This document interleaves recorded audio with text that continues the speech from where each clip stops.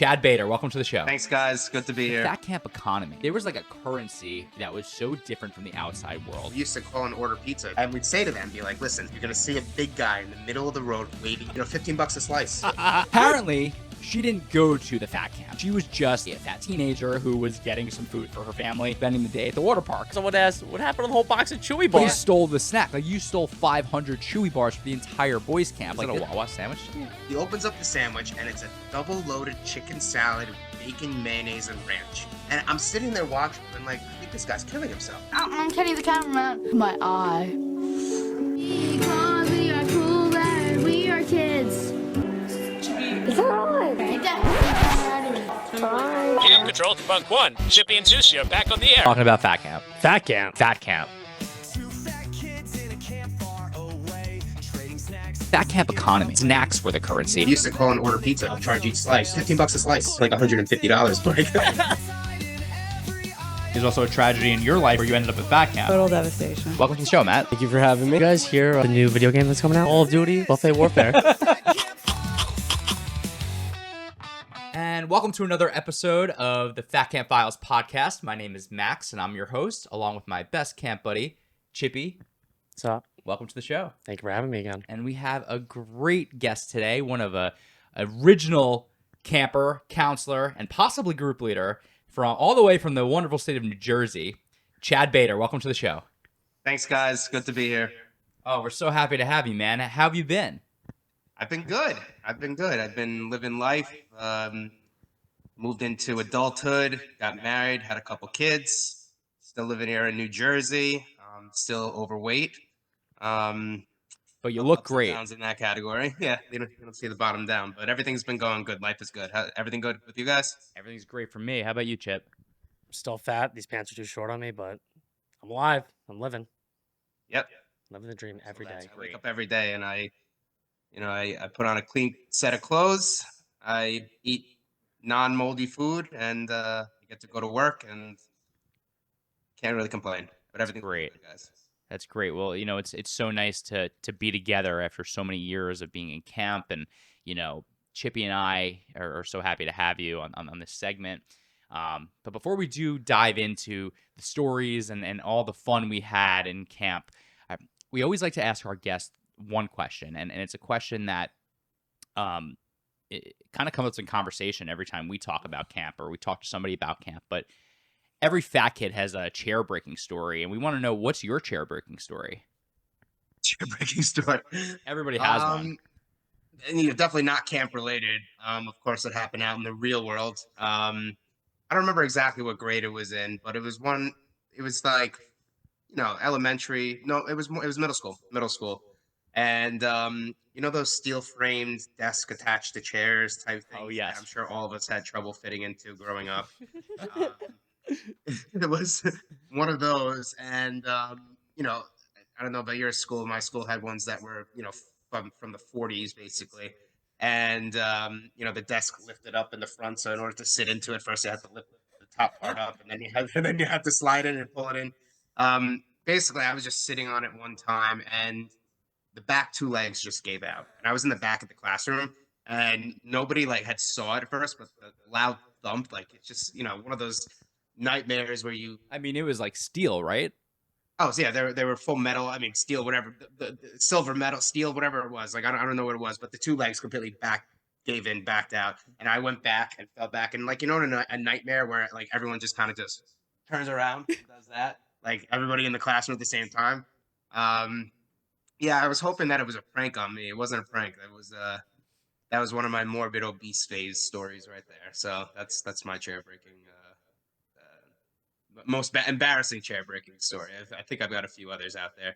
Yeah. One of them was at my I don't know if you guys ever had a rental party, when you rent for a surprise party, whatever, a party, and Sure. you rent tables and chairs, and those things are just. Well, those are plastic. Those are like high, low grade. Use them. It's like a pump and dump scheme, right? Like you rent it, and a million people sat on those I don't chairs. know. They're like the material is basically like IKEA wood, IKEA furniture together from a bunch of different wood chopped up together and mushed together, and that's that's a plank. That's like the plastic. And it was at my father's surprise party, and they I sat down in one of the chairs and it just completely I think 2 or 3 people sat down in those chairs because the majority of my family had had weight problems and everybody there just kept breaking chairs. But the school story was definitely one that traveled with me. Well, I hope the rental company supplied some extra chairs for surplus. But it's so funny. We talk about these chair breaking stories, and we talk about so many other stories. Let's dig back into our files and see how do you remember Chad? I remember him being really fat. So, well, I got a picture. Let's pull up the files. Oh, fantastic. This is how I remember Chad. I That's thought a I good scrubbed one. the internet of all these. Spiked up. By the way, scrubbing the internet, not as much from you. Yeah, it was kind of hard. I didn't dig pretty deep, but this is how I remember you.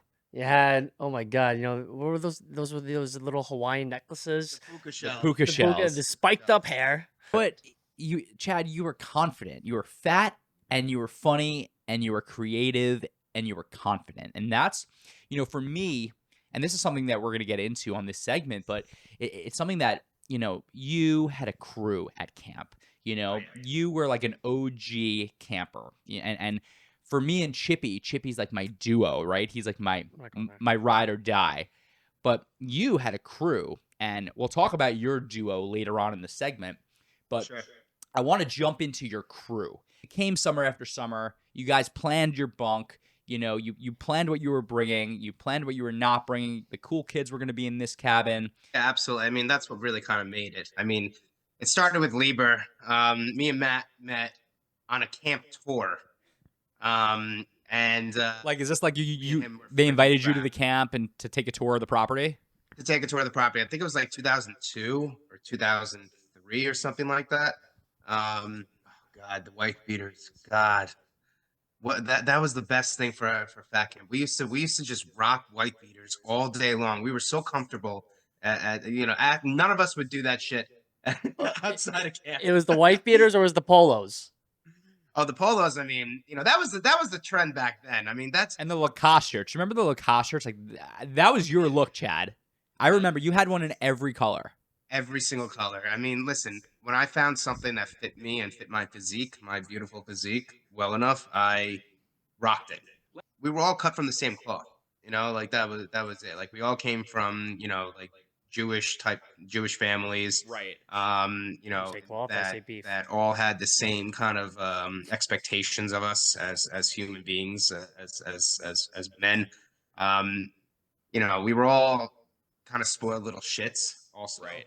That's a lot of the camp, man. That camp, man.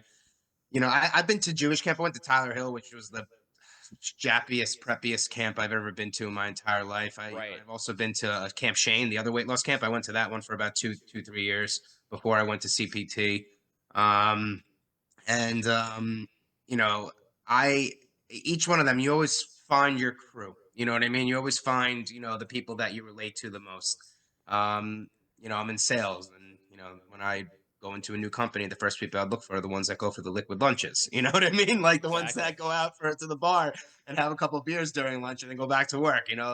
With camp, it was, looking for the people's clothing, looking for the way they behaved, looking for the kind of car their parents drove up in and everything like that. And Yeah, it's so funny you bring that up. It's so funny you bring that up because I think it's in everything in life, right? And Chad, me and you went to the same college, and we were affiliated with the same group of friends. You're a couple years older than me, but we had similar friends and similar fraternity, and you try to find who relates to you the best, right? Like, would your I always think of this, like, would my parents want me to be friends with these people, right? And I think that's absolutely not. I mean, in some categories, yeah. I mean, camp was kind of harmless. When we went to school, the crews that we would find friends with, the ones that were just such inebriated drug addicts, mixed in with the Jewish preppy people from New Jersey, New York, and then you'd have the scumbag Rhode Island mess holes that would just come in, and we'd all hang out and get into fights and do stupid stuff.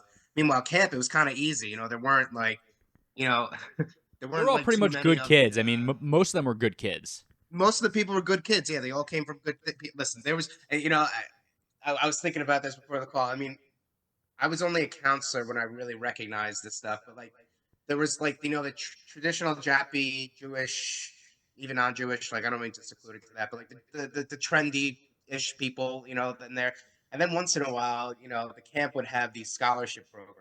Oh, They can you? would bring in, Yeah, let's elaborate on the scholarship program because yeah, and all of a when sudden, Chippy and I were like, it'd campers, be like, we had a couple Jeff, scholarship kids, right? We did. And let's just say things got a little off the cuff when off it the came to cuff, scholarship. things would go missing. Like you were like, all right, I They wonder would who's- go. They would I go wonder who missing. my show- Like I wonder who robbed who. It's like, was it Jeremy? Was it Steven? Was it Chad? Or was it? I'm not gonna say a name because I don't want to come off like in any way. Right? racist, No, we but know Yeah. exactly where we're going with this, XYZ but from the Bronx that came here on scholarship that all of a sudden is walking around buying candy for people now.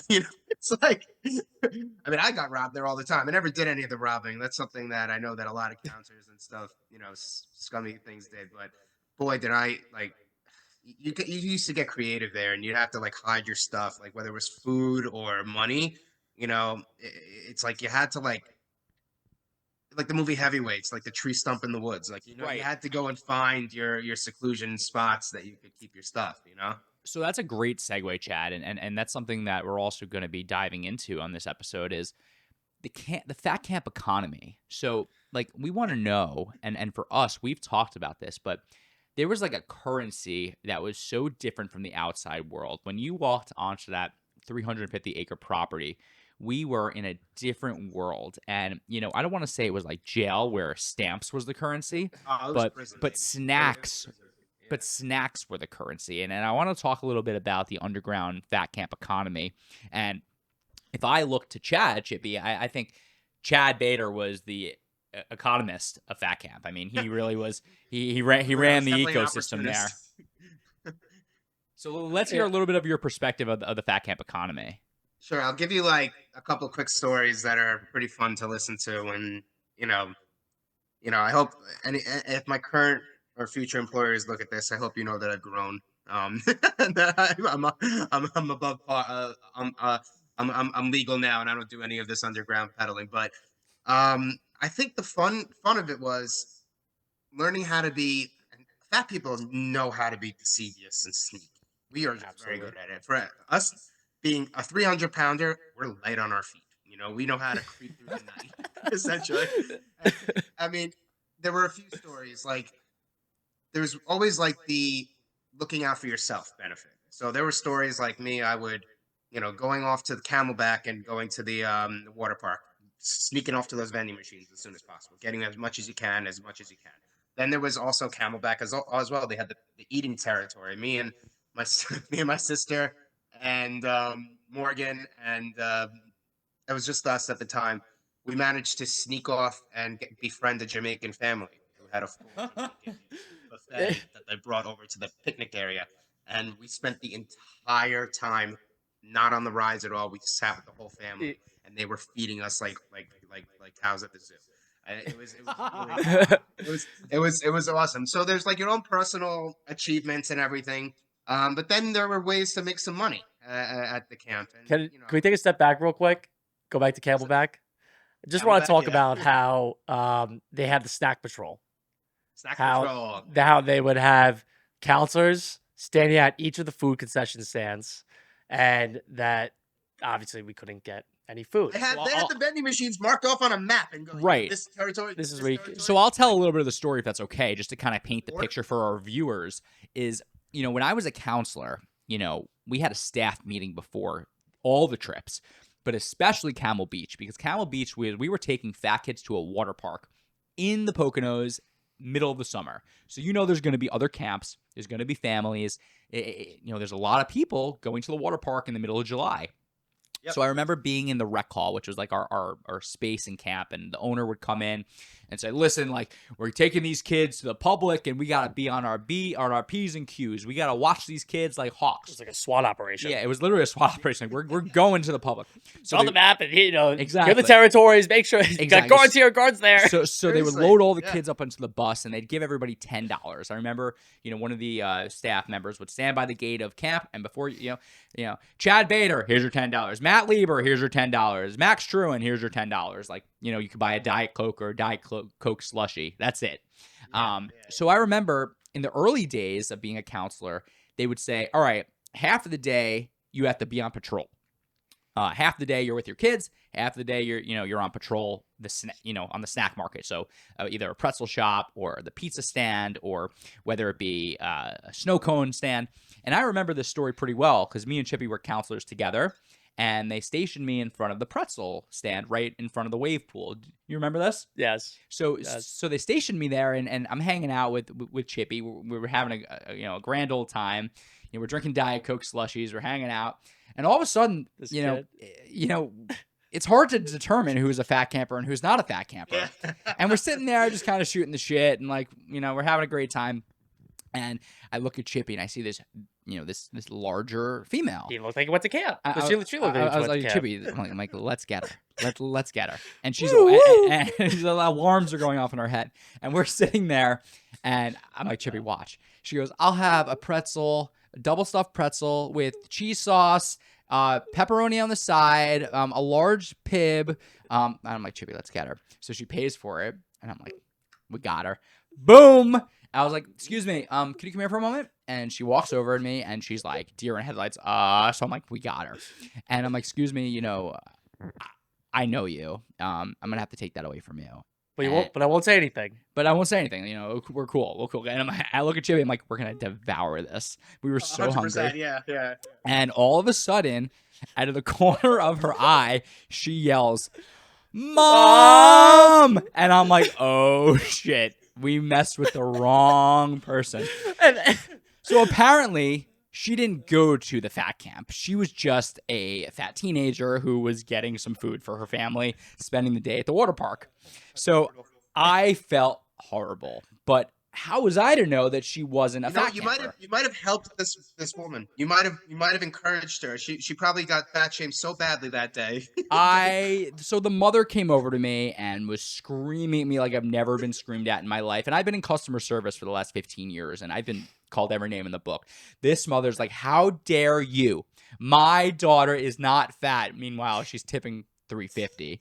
And I felt horrible. But you know what? I said, ma'am, I want to explain to you, our process here. Like we work at a weight loss camp here in the Poconos. We're taking our campers into the public, and we want to make sure they're not cheating the program. So I do apologize. There's a lot of us, and I did make a mistake. It's funny that we're able to, especially after fat camp, you can look at someone and be like, that's a 255.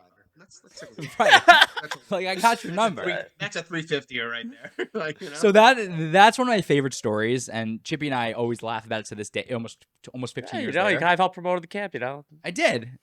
But it's that's hilarious. I don't know what I would have done if I was that person. I probably, like I said, it would have fat shamed me into a diet if that was like my scenario. I think back to the economics of it though. My claim to fame was that side road on the side of the camp. Camp-Akiba Road. 300 Camp-Akiba Road. Akiba, was that Akiba? Camp-Akiba Road. Yep. The one that ran from the entrance of the camp, all the way through the boys' field. Like there was a random road in the middle of the camp. Highway. That was the cocaine highway of camp for us. It was. That was the cartel tunnel. That was the best thing. Me and I forgot what his name was. Or if it comes back to me. Was it Joey Whitler? Again, there was a personal and the money making side of it, and we used to call New York Pizza. That was located right there. It was disgusting pizza, by the way. It was gross. What's that? It was gross, but we were hungry. Yeah. This was great though. We used to call and order pizza, Italian food. Not even just like pizza. We would order like chicken parm, mozzarella sticks, everything. And we'd say to them, be like, listen, you're gonna pull up on Camp-Akiba Road. You're gonna see a big guy in the middle of the road waving. Not gonna miss him. That's gonna be me. And the only way you could do this is if you had a way to sneak in a cell phone. You know what I mean? Like we all had cell phones. And this was also like at like midnight or 1 a.m. Like after everyone's asleep. Yeah, and this is StarTech times. You know what I mean? We had the StarTech flip phones. You know what I mean? This is what we had back then. I even had one before. It was before the StarTech. Even I think like a black. I don't know what I had. Was it Nextel? I don't remember. VTech was something maybe. VTech. That's what it was. It worked. And we would call there and we would order the food and they would come and there was this house, this abandoned house that was known as the Scrapple House that everybody thought was haunted. You know, there was old Scrapple used to murder children and hang them up in there and yada yada yada. Meanwhile, that didn't scare the shit out of any of us fatties. Like we would just that would be our that would be our murder house. Like that's where we would order the food, we would sneak into the house and we would just sit there and devour all this Italian food. Sometimes and I only did this like a few times, like a few times. I not that I didn't need the money. I always had cash at camp, and if you had like $100 or $200 cash, You're rich. you know, you were freaking rich. You know what I mean? Like, you know, and I always like before my dad would always leave, he'd always slip me like 250s or something like that. He'd be like, "Oh, you know," didn't even question. Take care of your counselors. Make sure they take care of you. You know, just No, he would take care of the counters. It would just be $100 for me or something like that. So I would always have cash, so I would use that. But if I needed to replenish, whether it was, you know, we played the poker games that were always rigged. Like I never rigged them, but I always got beat on that, which was because I was an I honest. always got destroyed. But you know, $15 a slice. You know, like we would be able to get the pizza, and we'd go to another bunk and the younger bunks and be like, "You guys want some pizza?" And you know, we would upcharge each slice. You know, you pay $30 for the pie, and you make like $150 on it. You know? Right. Speaking of pizza, there was one Sunday that was a vivid memory for me. It was after weigh-in, and we were, you and Lieber were kind of like our older, we looked up to you guys. Yeah. I'm glad we're going into this because it was always, as we were talking about, everyone had their duo. I know I couldn't find the older pictures. So Well, I had the other pictures, this is but my duo. They weren't always fat. You see, like you see what I mean? Like, Well, yeah. That must have been after And, count. That must have been after count. but we always looked up to you. You guys were the older brothers, and when it came that time when you guys finally, became counselors, it's like we almost had like an in. Yeah. We had our stores. We right. had. So back to that, see. Lieber was kind of like it was like for me that was an older version of me, and I think you were an older version of Chippy, and that's you guys were kind of like our inspiration for this duo. But speaking of snacks, you always kind of looked out for the younger version of yourself, which was us. Oh, yeah. And I'll never forget this. Yeah. It was a Sunday. We had weighed in already, and you had to sit on duty at some point, like either was it on cabin row or like on one of the bunks. And I remember you sitting on a bunk, like, pretty far back. Yeah. Actually, I don't think it was far back. I'm pretty sure it was A2. Was it A2?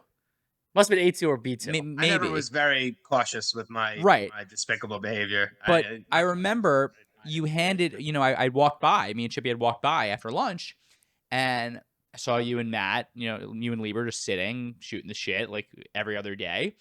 And you looked at me and you said, "You look like there's a great article in this New York Post. I want you to read it." Now, I'm like 10. I barely know how to read. I'm fat.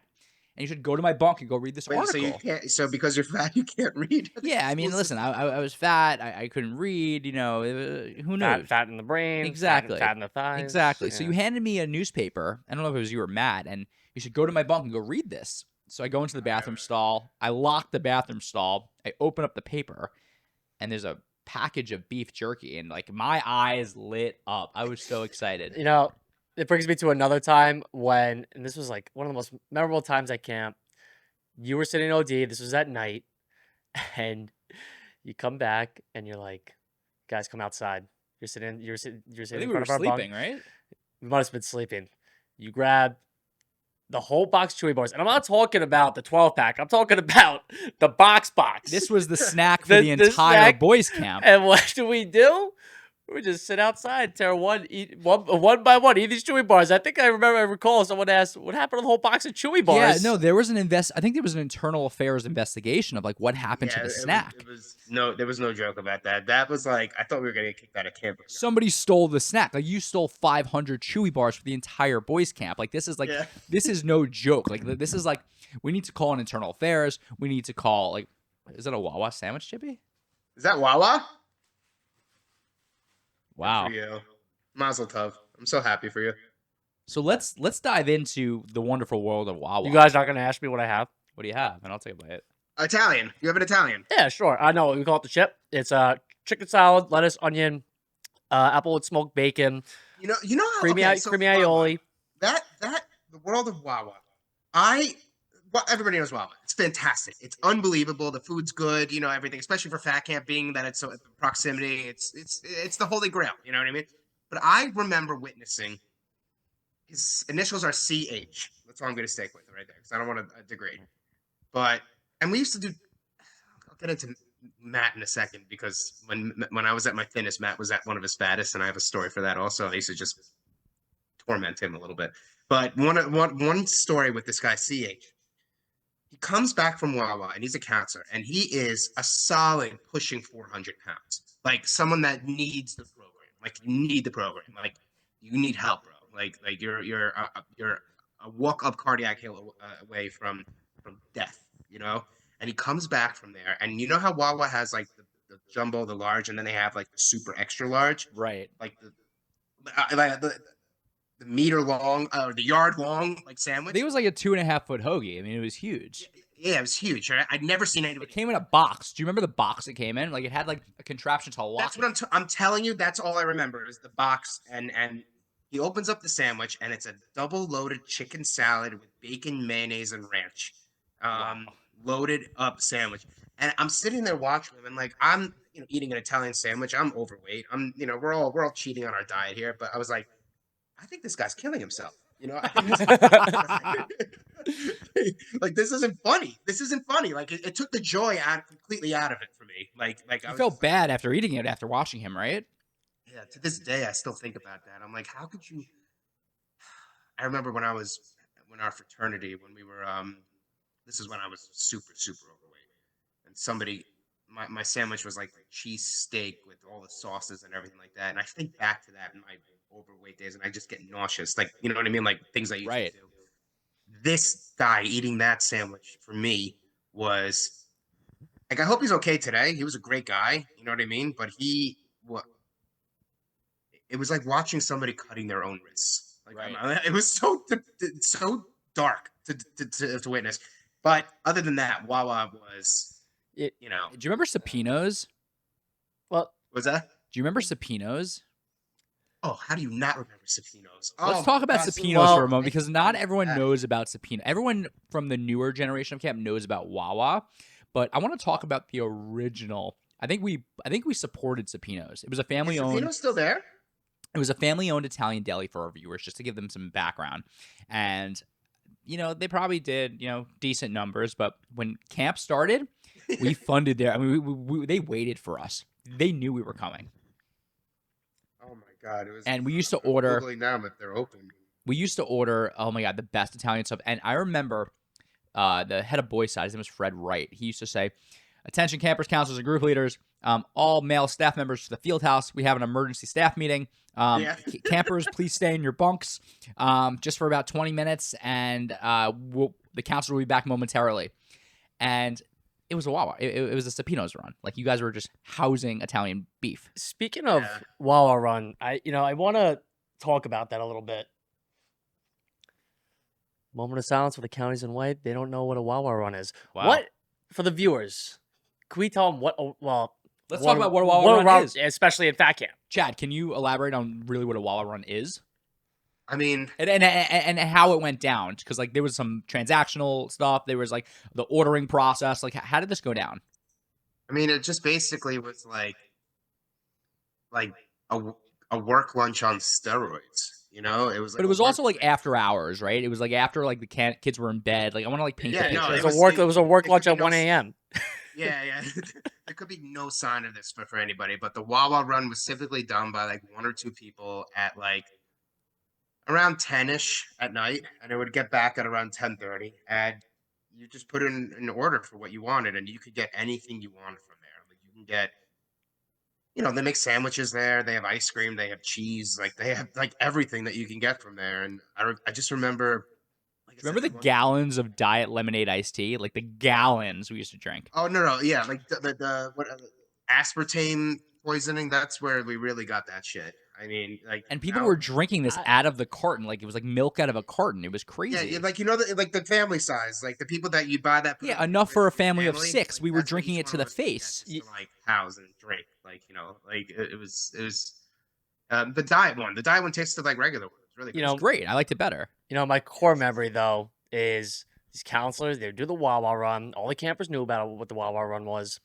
And all of a sudden, we'd have the counselors sitting in front of the bunk. They would all, you probably have 5 or 6 or 7 of them just like start coming up just to grab their sandwiches. And we can just see through the screen like it was window shopping them with watching all the sandwiches. Yeah, it was funny though. Salivating. It was funny though because like we knew when the eagle had landed. Because how the Wawa run really worked is 1 or 2 people organized it. So they were runners. So they would go around to the counselors and say, "Hey, what do you want?" They'd write down a piece of paper and they'll take the money, or "You owed me money," whatever it was. And so the counselors weren't allowed to leave. It wasn't their night off. They were working. You were on duty. So what they would do is, for our viewers, what they would do is they would sneak out. There was a car on Camp Kiva Road, which was like the back of the camp. Like we said earlier, there was a road that ran through the camp. There was like two parking spots right there. Right, there were 2 parking spots. So they used to leave there and go really quietly because there was security. We had to like hide from them, and they would go. And I remember them walking back and hiding from our owner because our owner used to walk around at night. He knew what was going on. And Wawa runs really only happened on boys' side. It didn't really happen on the girls' camp. But it was amazing. And then I remember the eagle had landed. Someone who would bring 20 bags of Wawa in the back of the field house, and people would come in, pick up their order, go back to their bunk. But one night, Chippy and I remember, I don't know who it was, but we heard somebody on the porch, and we were like 10 or 11, and that we caught them eating Cheetos and sandwiches, and we caught them. We said, "Remember, I was smart. I was like, I'm going to report you. I got you. Like, I got dirt on you." So we said, "All right, sit here." Do you remember this? I think he had Cheeto dust on his finger. And Yeah, I think he asked if he could lick so it. I said, if you give me a bite of the sandwich, I won't rat on you. I won't tell on you. And it worked. And so I remembered it was a reoccurring thing. So I like, "Chippy, set your alarm or set your let's wake up at this time. The Wawa runs back. Like, we're going to get a bite or 2. Yeah. And it worked. It was the tax. It was the Wawa tax. The Wawa tax. The fat tax. Yeah, the fat tax. Yeah, I mean that was and then something about Wawa after. Whenever I don't see Wawa the same way that other people see Wawa. Other people see Wawa as like, "Oh, that's just another quick check. That's just another," like, for me, no, it's not 7-Eleven. No, it's I don't for me, it's every time I walk in there, I still get a little bit of a rise, like as if like I'm a counselor being able to get out and and break some of the rules and do stuff like that. But I mean, for you guys, maybe it was not allowed. But I will tell you this: that for our It was definitely generation, not allowed. they didn't give a shit what we did at night. Like they let us do a Wawa run. At the early, like things became much more barred. As time went on. Up until like the newer generations and everything. Like, especially when it came to like drinking and alcohol. Right. And we'll get into that. But I want to segue into this. And Chad, I wasn't going to even talk about this, but you kind of sparked a memory for me.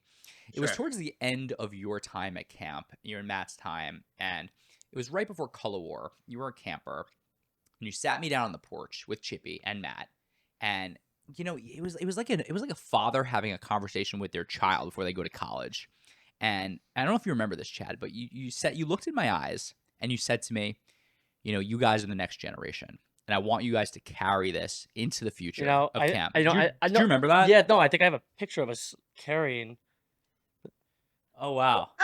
but Well you done. said to me, you said you That's said, all I. you said, "Sushi, I really like you guys are the future. Matt and I are done. We're on our way to college. We're moving on with our lives, and you guys still have a couple of years left in you. But I want you to like keep these traditions alive because camp did change. There was a shift. Like something happened, and it just like there's rules. Like life goes on, and you have to evolve with life. And it was really cool that you like took us aside and you took interest in us, and you said, keep these traditions alive because this is what it's all about. 'Cause in a couple years, you're going to be on your way, and I hope that you continue this conversation with the next generation. And I do want to thank you for that because it made us look at camp a certain way. I mean, it was the whole. I mean, listen, I went there for how many years? Like 10, 12 years? Right. Or something like that? Yeah. Like, it was a huge part of the life, like. It's like when you go to when you pledge a fraternity or something like that, you pass down traditions and all that stuff, whatever. Right. That's like, 4 years of college and then you're done, like a breezes by. This is like 12 years of spending 2 months of your life away. 10 for 2, baby. Yeah, like you you develop a love for these people. They're your family. That's what it Right. comes down to. And what do you do with family? You beat the shit out of each other. You love each other. Right. You do. Call him a fucking idiot, but it means I love you. Yeah, I mean, I will tell you this, that I have some home friends that I keep in touch with, but my Matt Lieber, like that motherfucker, is my brother, like to the day I die. Right. Me and him went like 3 years or 2 years without even speaking to each other, not because of any reason. We just drifted off and then instantly reconnected. Right. That's what this camp did. It like formed a lot of memories and bonds. I want to talk about right now Chad. Chad, when I think of Chad, there's one image that comes to mind. You're a very creative guy, Chad. You I don't want to say that you're musical, and I want to talk. I want to talk about, do you really know how to play piano, or you just hear a sound and play it? Because I remember, you would just get on that stage and you were like Billy Joel, man. You really brought the house down. They really were the glory days. You know what I mean? Like we had piano offs. Like we were dueling pianos with each other. Right. Another settings in life where I'm going to be able to have that kind of fun. Camp allowed us to do, like, listen, after camp, it was when the drunken piano nights happened. You know what I Right. mean? It was like I would rock out on the piano at bar mitzvahs, more like weddings, or on trips, my birthright trip, my hidden talent. College, don't even get me started. When I was pledging for the fraternity and doing all that stuff, they used to make me go from house to house and bring my piano, and I would entertain people. I even had one guy, such a creep, but for Valentine's Day, he had me set up my piano and cook a dinner for him and his girlfriend. And he had me just play like a slow song and stuff like that. While they were like dancing in front of me so awkwardly, and they're like kissing and smooching, and I'm just like, it's fucking weird, bro. And then I would tell the rest of the group about it. And they're like, don't let him do that to you. Like, don't let it. Meanwhile, they were beating the shit out of us, making us do crazy shit and everything. They're like, don't let him do that to you. That's But amazing. those were really the glory days with not just the piano. I mean, they were glory days. That's I'm going to quote a song, Chad. These are the times that we will remember. And we really do remember these times. They were the best summers of our lives. I didn't stop laughing the whole summer. Like, it was just like a constant laugh. But I want to get on a serious note. I have two topics I really want to dive into. Number one is, Sure. you're a fairly new parent. You have a 3.5-year-old and an infant, right? Yeah. So, looking back, if we look at the fat camp industry and the weight loss camp industry, it's dwindled down. There's not a lot left. I think there's one or two in the nation that are left. Right. How do you feel that fat camp changed you as a person? And do you feel that you would be comfortable sending your kids to fat camp or a regular camp? Because for me, I don't know if I would feel comfortable sending my kid to fat camp just in today's world. It's a different woke world, and I don't know if I'd be able to handle it as a parent, and I don't know if my kids would be able to handle it as kids. Dude, it is such a woke world. I mean, I don't political beliefs aside, like Right. what I said before, the world is just so sensitive. Like I'm trying to raise my kids in a way that like not everything makes them cry. Like not everything makes them offends them. You know what I mean? Like it's like I think your generation was like maybe like a few years younger than you. This is Gen Z. You know what I mean? Like whatever it is, like they're just offended by everything. Like they're always like up in arms and stuff like that. Camp toughened me up, man. Even at that camp, I was bullied by people. You know what I mean? The older guys, they used to beat the shit out of us and Right. torment us. You know what? As a parent, you just hear a lot of shitty horror stories now. You hear like even at the camp, they had that one jet ski accident. Right. That girl Right. passed away. Right. Total accident, total fluke. It happened anywhere. Even my Right. sister, she was flung from a jet ski and the rope cut her neck open. She almost died. While she was doing the water sports at a different camp. It can happen anywhere and anytime. So that's like the one side of it too. But to be honest, I think that I really truthfully think fat camp or not, I hope my kids don't have to go to fat camp. I hope that gene skips a generation. I married a thin, sexy Brazilian woman.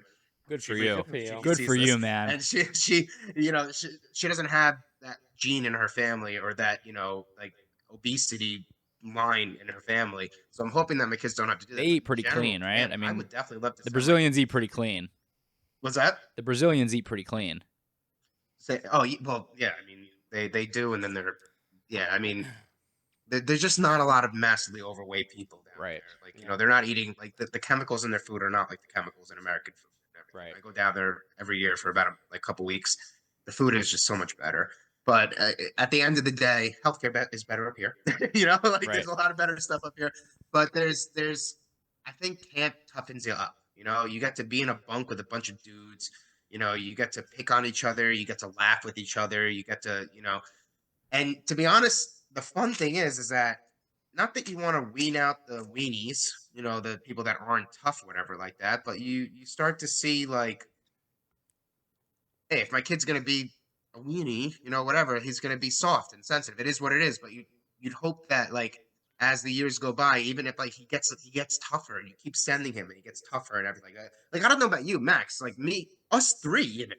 Like I would have been, if not for camp, like I wouldn't have grown the big sack that I have. Not that I have a huge sack, Right. but You you know know, what I mean. Right. You wouldn't be the confident um uh guy that you are today without having that boost of confidence in going through that. But the last topic I want to talk about before we wrap up here is, you know, this camp has been portrayed in the media. It's been portrayed on MTV, People Magazine, Rachel Ray segments. What is one anecdote you could tell us about Fat Camp? So one anecdote about Fat Camp that is not portrayed in the media. Like, what does Fat Camp mean to you?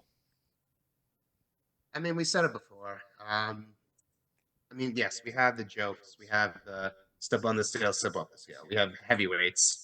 The movie, a lot of that has to do with, not to the T, but hiding food in tree stumps, and having the counselors that are obsessive, with working out, not the counselors. There are portions of all that, but really back to the coming out of shell, allowing you to be who you are.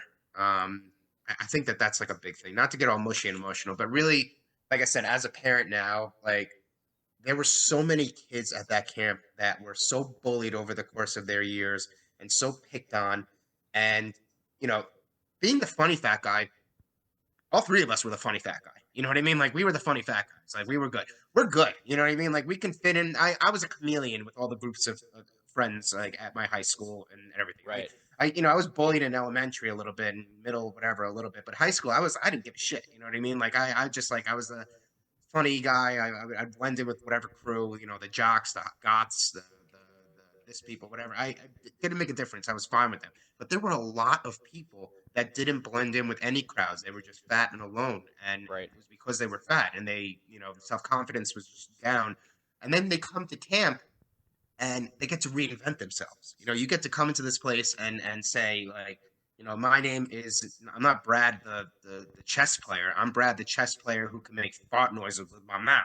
Like I can, and make everybody laugh at, or uh, the best was, you two are a fucking great example of that. Nicknames. You come to camp as Steven Breinstein, whatever your name, I'm making something up, you know what I mean? And you leave Sushi. You leave Chippy. You develop into a whole new person. Like me, I'm not happy. I'm happy I didn't have any nicknames. I'm sure I could have had it, but whatever. But like some of these kids are coming in there with like not a social cue to their goddamn name. Right. And they're walking out of there with not just nicknames, but social cues and social.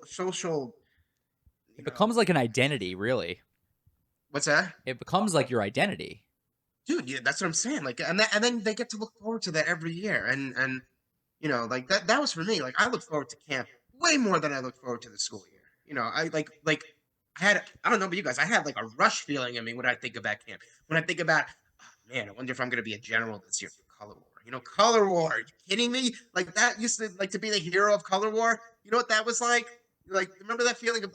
Have you guys both did a rope burn? You did a rope burn. Of course. Can anything top that feeling? I don't know if you guys won, but like finishing a rope burn, winning a rope burn, for me, It's it the was most so fucking the most exhilarating feeling I've ever had in my life. I remember yours specifically, Sushi. I remember yours. You were in gold. Like you were all like Right. like fat and gold. That's right. I was fat and cold. Like the You played sun. against Like Chippy. the You went up sun. against Chippy. I think you beat Chippy. No, so Chippy No. wasn't. He was on my team, but he was you were I because he's a year younger. It was taken away from me. Yeah, he lost his Really? privilege. He lost his privilege. Were you there that summer? Yeah, you were. They took it away. They stopped. Yeah, well, you probably should have smoked weed and get caught. See what I mean? This is what taking away shit like this, like from the camp and everything like that. It's definitely It definitely made us grow up, and it made us grow up great, and amazing summers. And look, things like that, I'll never forget. Even the bad stuff, because it was all an experience. It's the good, And it's the bad, it's the ugly. exactly. But we had fun with it, and we look back almost 20 years later, and we're still laughing about it. But Chad, relationships we had, right? And Chad, I really want to thank you for being here with us today on the Fat Camp Files podcast. You were such an amazing guest. You brought so much insight and laughs and stories, and some of these stories I had never heard. So it was really so cool to see, and it's so great to see you thriving in life, and all our best to your family and your kids and your wife. And if you're out there and you went to Fat Camp, or you didn't go to Fat Camp but you want to learn more about Fat Camp, follow us on our socials, Fat Camp Files. Also, if you have any stories and you want to check out our website, which has just launched, reach out and log on to www.thefatcamppodcast and submit your story today. Thank you so much, and stay hungry, my friends.